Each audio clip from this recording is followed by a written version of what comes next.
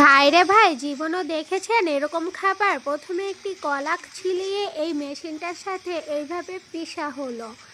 দেখছেন নাকি এত ধরনের? এটা কি আইসক্রিম? কেউ যদি খেয়ে থাকে তাহলে কমেন্ট করবেন। ভাই রে ভাই, কি মজাদার! দেখে তো ভালোই লাগতেছে, খাইতে না জানি কেমন লাগে। এরপরে কর্নেক্স মিল্ক উপর দিয়ে ছড়িয়ে দেওয়া হলো, এই দেখুন। তারপরে একটা পাতার সাহায্যে এইভাবে মসৃণ করে নেওয়া হলো। এরপরে একটু ফ্লেভার অ্যাড করা হলো লেমন জুসের, মানে কমলা লেবুর।